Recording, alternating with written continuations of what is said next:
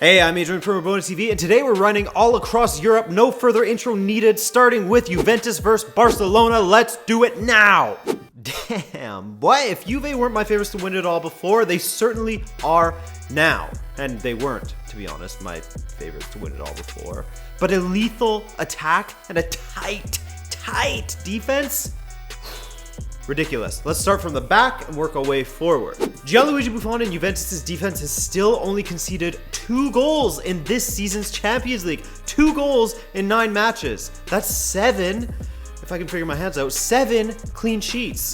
And that great defense is probably a major contributor to the fact that Juventus hasn't lost at home since 2015. August 2015 in all competitions. That is 48 matches unbeaten, son. Other stars in this match were the Juventus wingbacks of Dani Alves and Alex Sandro. Alves tore up his old club with 100% tackles won, 100% aerials won, 93% pass accuracy. Oh, and he's only created more chances in the Champions League than any other player left in the competition. And Sandro, on the other hand, was even better, if you can believe it. He won more tackles than Piqué, Mathieu, Sergi Roberto, and Umtiti combined. And that, my friends, is what we call sad. Speaking of Jeremy Mathieu, the dude looked lost out there. Well, then you are lost! As he didn't win one single tackle in the entire 45 minutes he was on the pitch. And it's no wonder why he only lasted 45 minutes. I personally think that if Juve can make it to the final, which they certainly can, that they're going to take it all this year. Their defense is incredible, and with Dybala, Higuain, Cuadrado, and Mandzukic in attack, I fear for whoever has to face them next, because you know that Juventus is not going to pull a PSG. All right, Dortmund versus Monaco. Now, we all heard what happened with the bombing. Me personally, for footballing reasons, I can see why they wanted to push it ahead just 24 hours, what with all the scheduling congestion at this time of year, and with all those Monaco fans having made the journey already. So I get that. But on a human level, it makes 0 sense that the game went ahead 24 hours after the team was bombed. I'll say that again. A team was bombed. And they're meant to play football 24 hours after that?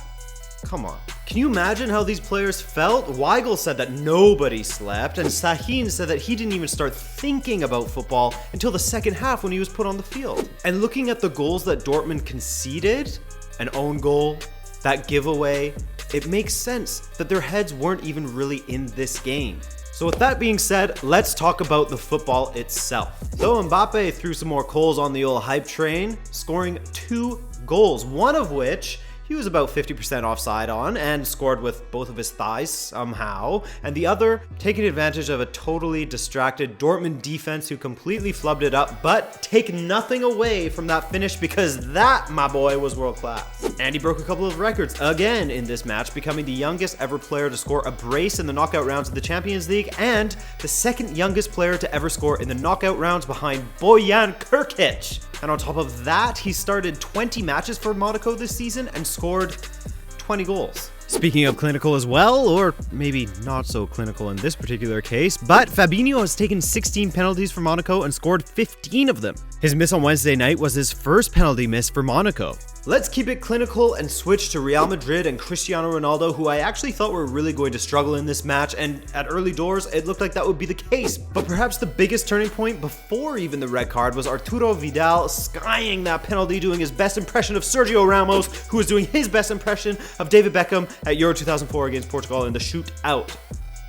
2 minutes after the half, Ronaldo finished a tidy pass from Carvajal for his 99th goal in the Champions League. 20 minutes after that, he added a second away goal and his 100th UEFA club competition goal, the first player to ever achieve this. And he could have got 1-1 if not for Neuer having an incredible match and Ronaldo's ankle sabotaging him. Also, Mr. Stoppage Time himself, Sergio Ramos, had a goal rightfully disallowed, but it just goes to show how good he is at shaking his marker. And another guy who's become quite good at that in the box is Cristiano Ronaldo, who's really improved his box play and is now adapting as he gets older to become that in-the-box finisher, which is just prolonging his greatness really, because he's still going to be a relevant player at the age of 34. Mark my words. And the last Champions League game, Leicester versus Atletico Madrid, where I honestly couldn't find anything interesting about this match. So well done, guys. Basically, Leicester got dominated and they conceded a penalty. Antoine Griezmann scored. Here's a stat to sum up Leicester's play. Jamie Vardy attempted 2 passes in this match. Guess how many of them were completed? 0. 0 from 2. But that being said, it's not a terrible result for Leicester, although you do fear for them a little bit as they have to score now. And in doing so, they're going to be pushing forward, and in doing so, they're going to be exposed at the back. And hey, guess who plays for Atletico Madrid who can score a lot of goals? Antoine Griezmann. The boy's coming to England. He's going to test out the grounds there. King Power Stadium. He could be playing there next season as well if he goes to Manchester United. Also, Atletico Madrid hasn't been eliminated from a European competition after leading the first leg 1-0 for 24 years. So, good luck to Leicester. If they can pull it off, good for them. Okay, so I originally delayed making this video and releasing it on a Friday so that I could get any Europa League stuff that happened. But I mean, nothing crazy really happened. United was sloppy and gave up a 1-goal lead on the road to tie 1-1. I guess maybe the craziest thing was the Besiktas fans shooting fireworks down upon the Lyon fans, who then had to, get out of the way because who wants a firework down their neck? They invaded the pitch, causing a massive delay in that match. And then actually they invaded the pitch again because in the 84th minute, why did I say that so weird? Minute. Besiktas goalkeeper Fabrizio tried to be a little Manuel Neuer, but ended up being a little Claudio Bravo. Flubby of the season for him, I'm sure. 2-1 Lyon.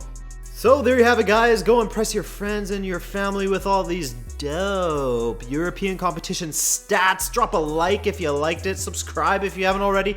Hell, share it if that's what you're into.